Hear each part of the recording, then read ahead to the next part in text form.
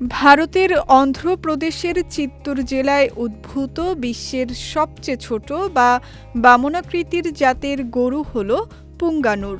চিত্তুর জেলার পুঙ্গানুর অঞ্চলের রাজারা এই জাতের গরু প্রথম লালন পালন ও বিকাশ করেছিলেন। তাদের নাম অনুসারেই এই গরুর নাম রাখা হয় পুঙ্গানুর। মাত্র ২ থেকে ৩ ফুট উচ্চতার এই গরুটি তার অনন্য বৈশিষ্ট্যের জন্য বিশ্বজুড়ে ব্যাপক পরিচিতি লাভ করেছে। এদের ওজন সাধারণত ১১৫ থেকে ২০০ কেজি পর্যন্ত হয়। এরা অত্যন্ত শান্ত এবং অনুগত স্বভাবের হয়ে থাকে। ঘরে পোষা কুকুর বিড়ালের মতোই এদের খুব সহজে সামলানো যায়। একটি পুঙ্গানুর গরু সাধারণত ১২ থেকে ১৫ বছর পর্যন্ত বেঁচে থাকে। এদের কুচ ছোট, শরীর বেশ নিটোল এবং শিংগুলো ছোট ও ক্রিসেন্ট বা অর্ধচন্দ্রাকৃতি হয়।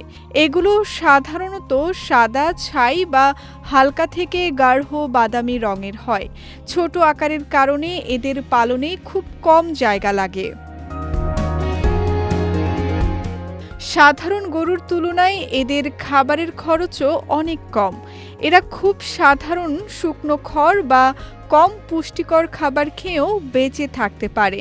গরম আবহাওয়াতেও এদের কোনো সমস্যা হয় না। পুঙ্গানুর গরুর গোবর ও মূত্র দিয়ে উৎকৃষ্ট মানের প্রাকৃতিক সার ও কীটনাশক তৈরি করা হয়, যা জৈব চাষের জন্য দারুণ কার্যকর। তবে আকারে ছোট হলেও এই জাতের গরুগুলো দৈনিক গড়ে ৩ থেকে ৫ লিটার পর্যন্ত দুধ দিয়ে থাকে।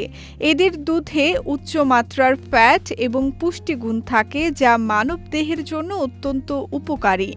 সাধারণ গরুর দুধে ফ্যাটের পরিমাণ থাকে মাত্র ৩ থেকে ৩.৫%।